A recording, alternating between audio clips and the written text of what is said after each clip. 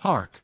I am Donna, aged 33, residing in the fair city of Portland, where I preside over a modest enterprise dedicated to the maintenance of hearth and home's climate. The occupation may lack splendor, devoid of lofty chambers or tailored garments, yet it is a creation of mine, forged through nearly 10 years of relentless toil.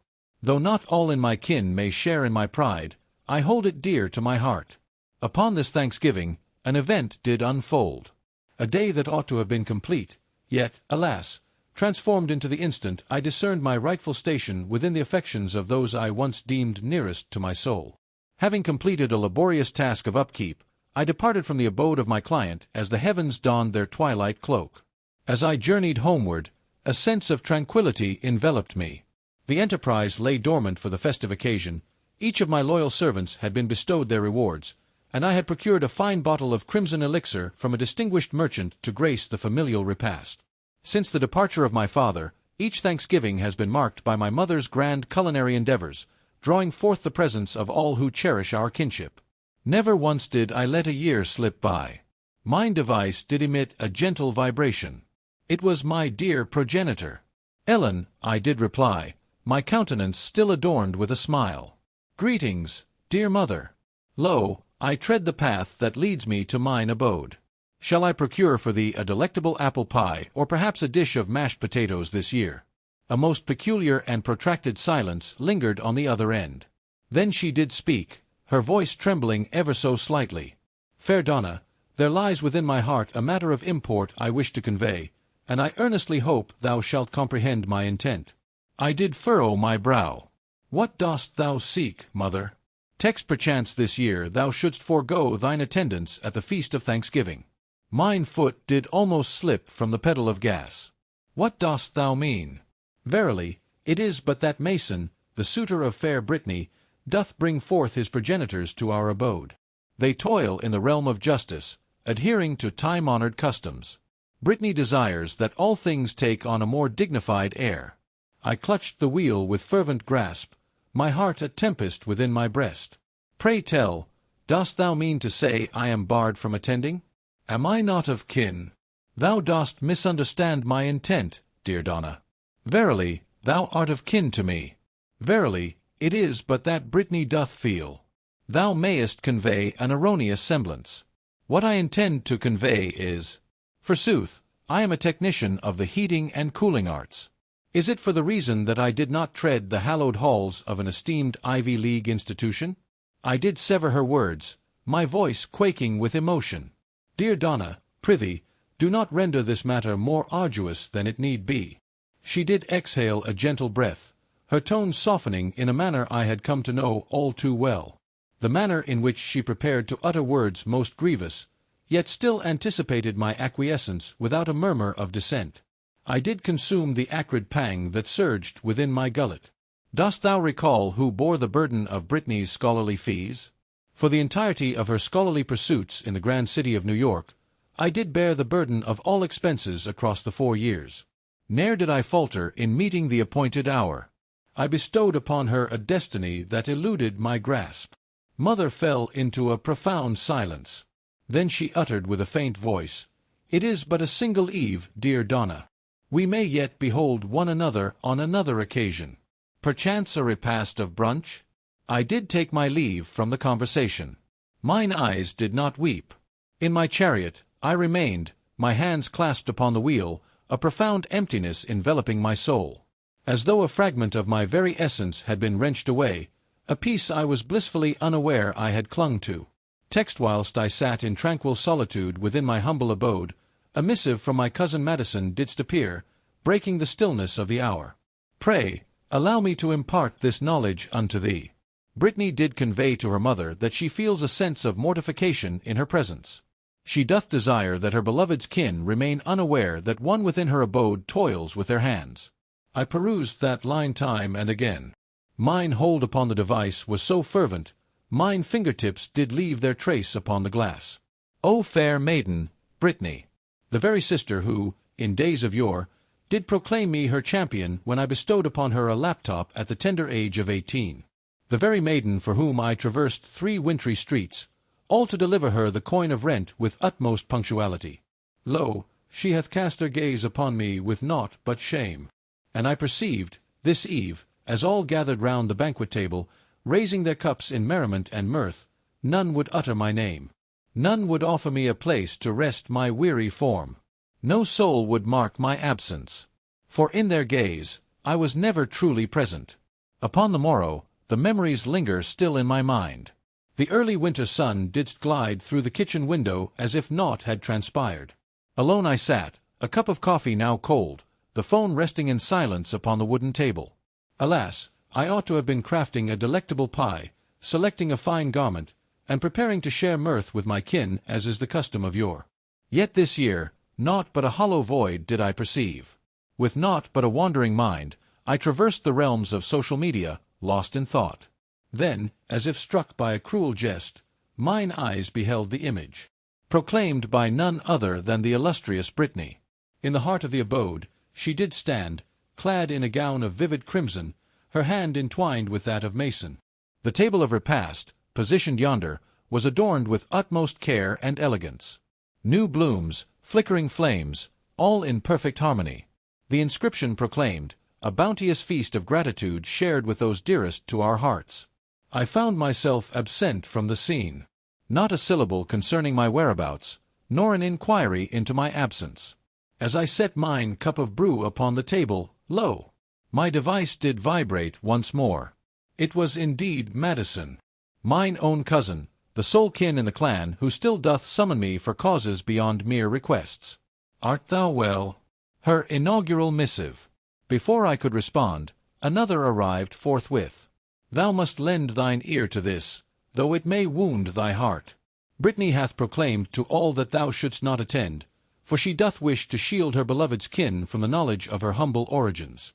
She did declare, should Donna make her appearance, they shall presume we dwell within a mere garage. I stood still, as if time itself had ceased to flow. I perused it time and again, yearning for the possibility that I had misinterpreted or that Madison jested in some cruel manner. Yet I was certain that Madison bore not such a nature. And within the recesses of my mind, I discerned that it bore a striking resemblance to the utterances of one such as her. This was not the maiden instance she had donned a veil of distance regarding my endeavors. In a time long past, I found myself at her abode of learning during my second year, clad in my soiled garb from toil just completed. She, with haste, drew me into a secluded nook, her voice a mere breath, imploring, "Might you don a different shirt?" All present are engaged in the noble pursuit of legal studies. It doth appear most peculiar. I did relinquish it. I ever release it unto the winds. I perceived her to be merely youthful and filled with a sense of shame. I believed she would transcend such notions and come to understand that a person's value is not determined by the rigidity of their attire. Yet I erred. From the very beginning, I had erred. From the very instant she graced the grounds of that esteemed institution, I had fulfilled my duty to cover the costs of Brittany's education at Columbia. Each term doth require an expenditure exceeding $18,000. In toil beyond the customary hours, I forsook the joys of leisure and the respite of personal days, all to ensure that she might dwell free from the burdens of tuition, tomes, or shelter. Never did I seek a token of gratitude. Christmas cards were of no necessity to me. In my musings, I pondered that should I lend my hand in crafting her a life of virtue, perchance I might find a place at the hearth of her kin. Yet in her gaze, I was but a shadow, unworthy of introduction. I was not one of significance. I didst close mine device, mine heart a thump with fervor. Fury, disgrace, sorrow, and disillusionment whirled within me, akin to a tempest with no escape in sight. I ventured forth, observing the chariots glide beneath a somber canopy, and in that moment, enlightenment dawned upon me. What pained me was not the absence of an invitation. It was being swept away by one whom I cherished with all my heart. In that peculiar, hushed instant, I discerned that I could not persist in this manner. To dwell in the shadows of neglect, forever cast aside, I could no longer endure. Surely, I am not the sole soul clinging to ties that are but a solitary thread. I returned within, took my seat at the desk, and unfurled the folder inscribed with the title, Brittany's Tuition Private. The missive proclaimed, the next tribute shall be rendered in a fortnight, the sum of $18,740. I didst shift mine cursor to expunge the method of payment. A portentous notice did appear. Art thou certain in thy desire to withdraw thy means of payment? This deed, once wrought, cannot be reversed. I did not falter. I didst click confirm. A gentle click resounded as I sealed the laptop, yet within my soul, it resonated like the final clasp of a door drawing to a close. Forsooth, for the betterment of all. Upon the break of dawn, as the clock chimed the hour of 7, I found myself already ensconced at my writing desk, a fragrant cup of tea beside my device, which lay agape upon the portal of Columbia University's login page. I didst provide mine email and password. As ever, the greeting, "Hail and well met, Donna C.," did appear. The section concerning the payment of tuition was most distinctly presented. Lo! The balance for the spring term doth amount to $18,740. Payment is required within a fortnight's time. Countless times have I gazed upon that missive, and with each encounter, a sigh would escape my lips, as I reached for my purse to settle the debt forthwith. Yet on this occasion, my fingers did not tremble nor waver in uncertainty. I didst shift the cursor to the button marked, "Remove Payment Method." A modest apparition did present itself. Art thou certain in thy desire to expunge thine account details? This deed, once wrought, cannot be reversed. I gazed upon the screen for a brief moment, then didst click confirm. A gentle chime did echo, and in that fleeting moment, all was concluded. In but a fleeting span of moments, my device began to tremble with fervor. The initial summons came from Mother. Ere I could grasp the device, another summons did arrive, this time from fair Brittany. Both were met with the silence of the answering machine. I foresaw they would not cease. I silenced my device and returned to my labors. By the hour of noon, I found myself inspecting the HVAC apparatus at the esteemed Quinn and Harris law offices, when lo! My phone did illuminate with incessant notifications. A fleeting gaze reveals 8 calls unreturned, 14 messages left unanswered. Verily, I was aware that I ought to have cast them aside. Yet, a single missive from Brittany didst cause me to halt in my tracks. What deed hast thou just performed? The institution hath declared that mine tuition remaineth unsettled. Thy account hath vanished. Pray, return my call forthwith. Anon, a missive from my mother did arrive. Fair Donna, thou canst not be so unkind to thy sister. Text is true, she hath no other but thee. I found myself ensnared in the stillness of the client's reception chamber, the clipboard I grasped turning icy in my grasp. A shiver coursed through my very being. Not from the A/C, but from the keen awareness that, in my mother's gaze, I was but the sole choice to safeguard her daughter from the brink of despair. Not of her lineage. Not a soul who toiled with weary hands for a decade span. Merely a vessel of coin, wandering through the realm. On that fateful afternoon, as I traversed the path to my abode, the 13th summons from my mother did ring forth. I did exhale a breath and replied forthwith. Her voice didst burst forth with great immediacy. Strained. Fair Donna, thou canst not simply depart in such a manner. Art thou aware of the great distress that doth consume Brittany in this very moment? With a firm grip upon the wheel, my voice did remain composed and tranquil. Verily, I am aware. Verily, I do believe she ought to be in a state of great distress. Thinkest thou not that this be overly severe? Mother pressed on, her voice trembling with ire. She doth approach the culmination of her scholarly pursuits. What if she be cast out? I didst emit a brief chuckle. Mother, Brittany hath reached an age where she can comprehend the repercussions of her deeds. She hath reached the age of maturity. Not a babe I must bear.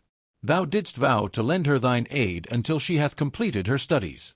I didst pause for a brief moment. I did vow to lend my aid to my dear sister.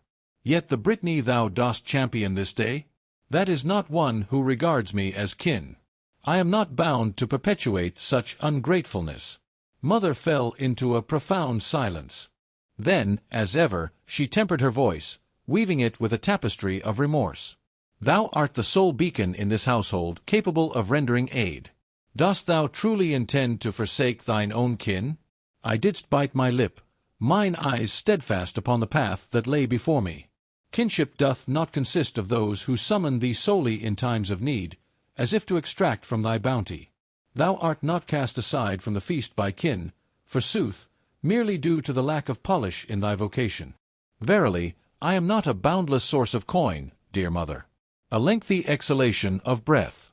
Thus, her customary final utterance. Thou hast transformed.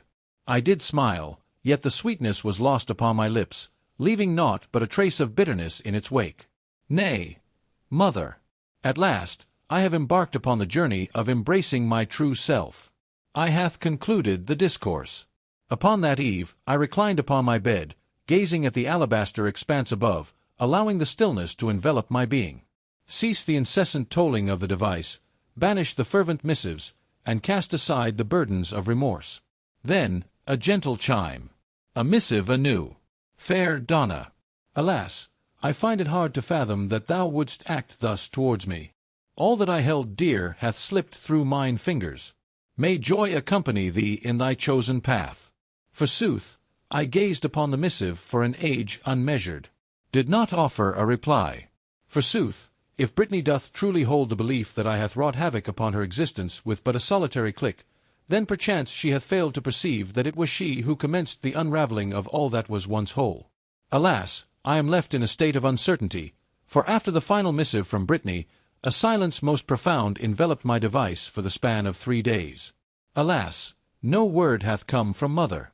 No missives from far-flung kin. All was still and serene. And a year past, I mayhap would have wept from the void within. Yet now, the hush enveloped the air, a precious boon bestowed upon the weary soul. No anticipations. No reproach. No longer shall I don the guise of the selfless sister. Whilst I perused the technical manuscripts within the confines of my office, a call from Madison didst interrupt my contemplation. Hast thou heard the news? Her voice did pierce the air, soft yet laden with fervor. What tidings dost thou bring? I inquired, albeit my heart was already aware. Brittany, fair and noble land. She didst arrive at Jordan's abode this morn. I didst frown. Pray, dost thou speak of Jordan? What of Brittany's suitor?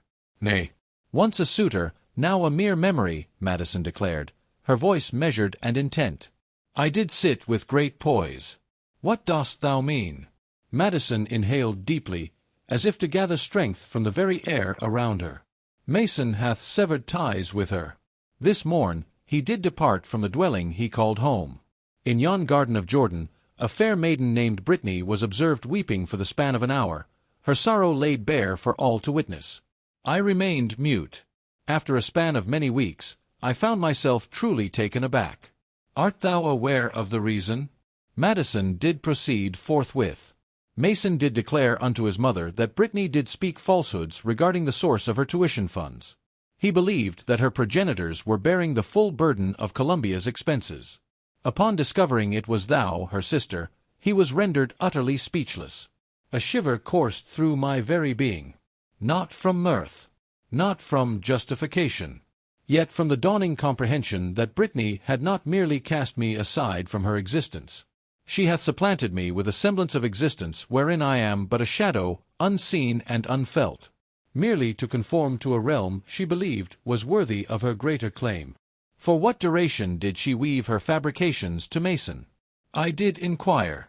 Verily, it hath been nigh upon 2 years, quoth Madison with a touch of uncertainty. Mason expressed that he felt as though he had been drawn into an extensive drama wherein the protagonist was but a figment of imagination. On that fateful afternoon, an electronic missive from the esteemed Office of Students at Columbia graced my inbox. Pray, take heed, for the foremost means of payment hath been withdrawn from the account of Mistress Brittany Calloway. Her monetary condition remains in a state of uncertainty. Pray, ensure thou dost update a valid payment method by the 10th day of January, lest thou face withdrawal from the esteemed university. I did not convey it forth. Neglected to summon mother. Did not convey the tidings to Brittany. I merely glanced at the missive and then shut mine screen with haste. Yet, verily, Brittany did extend her hand towards Mason. They did convene that eve at a well-known establishment in the Belmont quarter. Alas, I was not present. Yet Madison was acquainted with one who toiled at that very establishment. And words did take flight with the swiftness of flames. Mason had arrived ere she made her entrance. A quarter of an hour past the appointed time, Madison recounted, her tone a blend of compassion and disquietude. Did she don a gown of silk? Complete visage adornment? As if she sought to preserve the final semblance of flawlessness. Pray, what dost thou seek to inquire? I did inquire. Mason did not grant her the liberty to speak at length. He did inquire of her with utmost directness. Pray, why didst thou not reveal to me the verity concerning Donna? I envisioned the tableau. Brittany's visage grew rigid, her hands entwining beneath the table with a nervous fervor. She did impart her words unto him. She found herself in a state of great discomposure. That she wished not for him to believe, she sought to exploit the situation. Her familial circumstances were fraught with complexity, and she yearned to maintain a favorable facade before the parents of Mason. I found no astonishment in the matter. Such was the manner of speech that Brittany oft employed. Crafty, elusive, deflecting responsibility whilst maintaining an air of purity. Yet Mason did not acquiesce to such a notion. Madison pressed on with her discourse. He did impart unto her, if thou art wise enough to forge a future of thine own, then thou shouldst possess the grace to express gratitude to the one who hath bestowed upon thee that chance. I held my tongue. Mine heart did ache with sorrow profound, though I could not discern whether it was for Brittany or due to the rare occasion when an outsider spoke the words I had longed to utter yet feared to seek. Mason didst add yet another matter. Madison hath completed her task. To love one who bears shame for their kin is a burden I cannot shoulder. For if this day it be thy sister, on the morrow it may well be I. I reclined in my seat and let mine eyelids fall shut. Brittany found herself bereft of her tuition funds. Now she hath lost her bond of affection. Alas, the most lamentable truth was that she remained oblivious to the reasons behind the disarray that enveloped her life. 3 days hence from that final discourse with Madison, a second missive from Columbia did grace my inbox. Hark! This be thy last missive. Should the dues of tuition remain unsettled by the 10th day of January, fair student Brittany Calloway shall find herself withdrawn from the enrollment of the spring semester by decree of circumstance. Pray, attend to this matter forthwith to prevent any hindrance to scholarly advancement. That line I perused thrice, yet naught stirred within me. Never more shall it be so. More opportunities had I bestowed upon Brittany than any soul before me, and all she wrought was to transform me into a being to be concealed, shrouded behind silken drapes. Upon the eve, fair Brittany did summon me 6 times in swift succession. I did not take up the call. Her missives did flow forth in abundance. Verily, I acknowledge my missteps. Fearful was I of the gaze of others, lest they cast their judgment upon me. Thou canst not treat me thus. All shall be lost to me. Dost thou not hold affection for me any longer? Were all those years but a mere illusion? If I be cast aside, my fate shall be sealed, dear Dotty. I made no response. Upon the 10th summons, I did take the measure to sever her number from my reach. Upon the passing of 2 days, she did employ another number to make her call once more.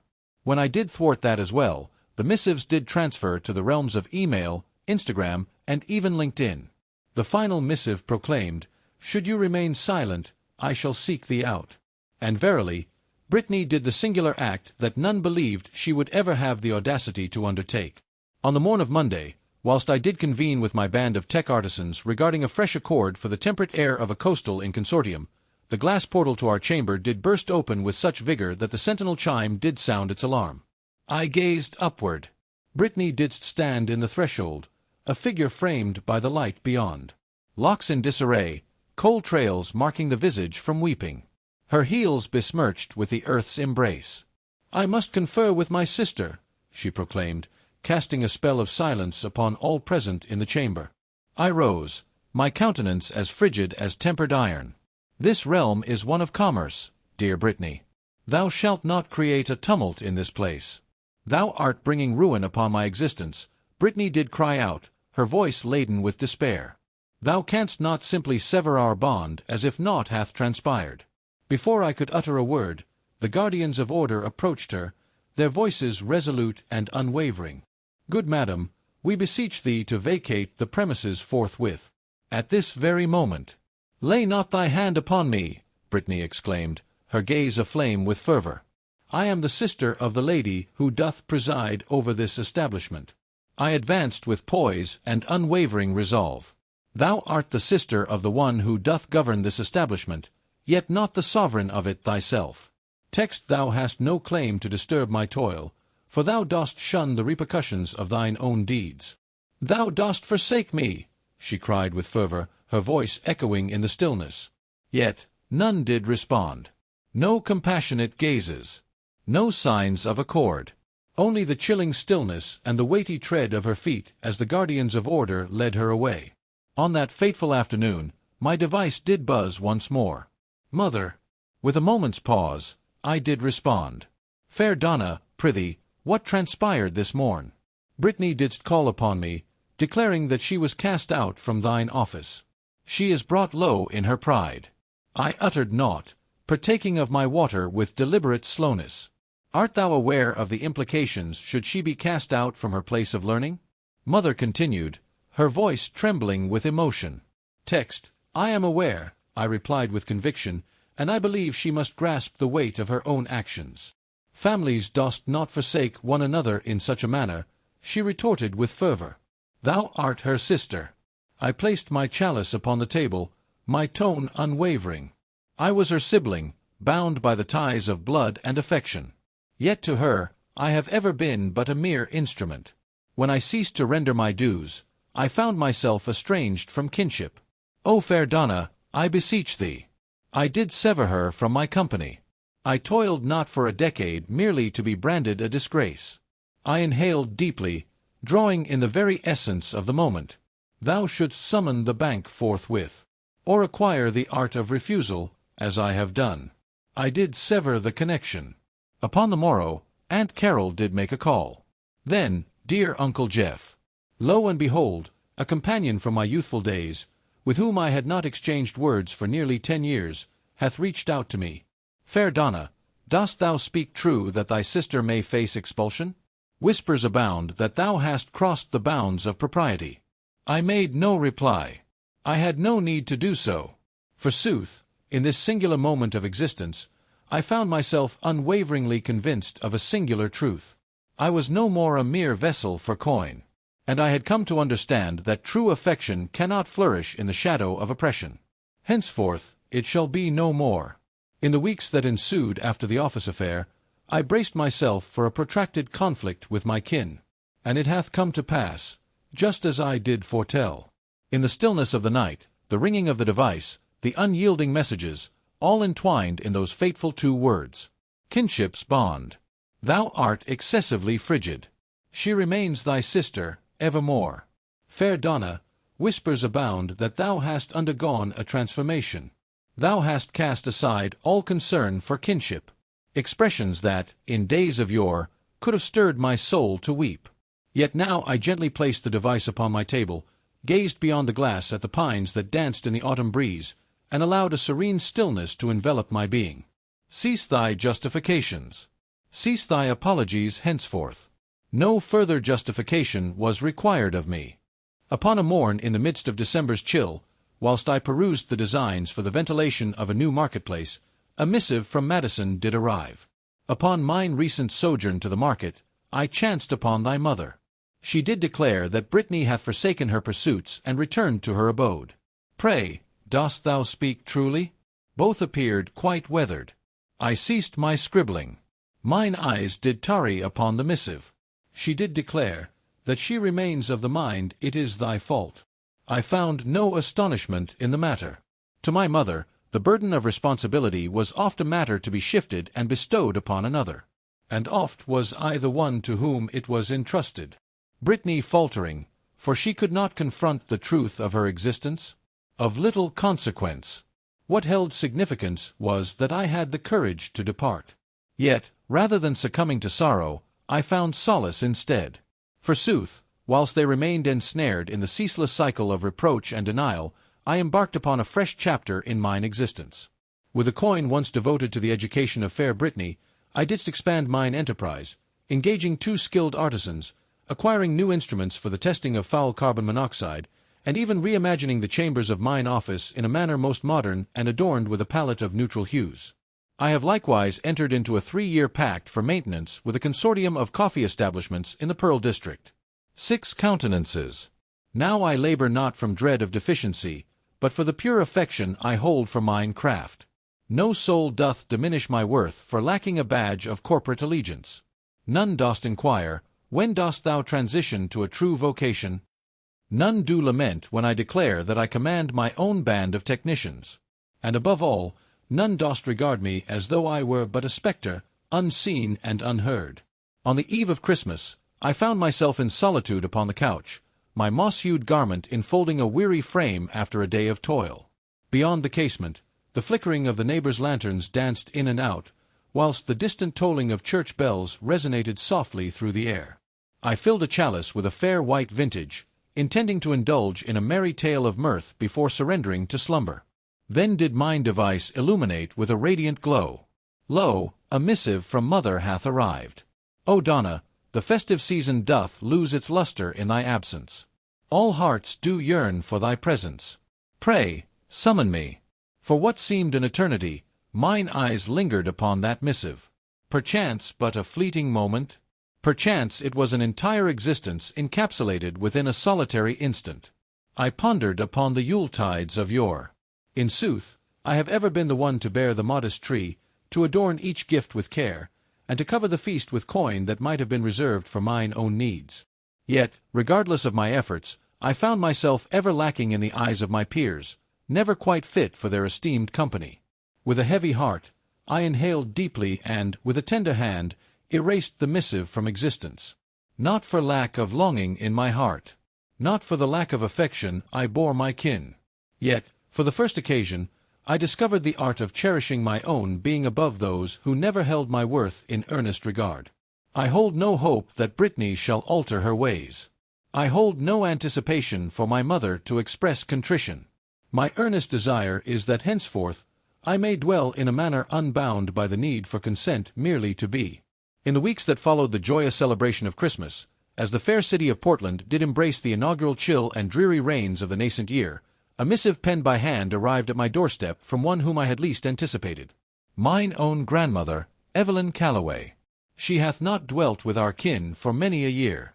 Upon the departure of her venerable grandfather, she took her leave to a modest abode nestled within the tranquil suburbs of Salem, a journey of nearly 3 hours by carriage.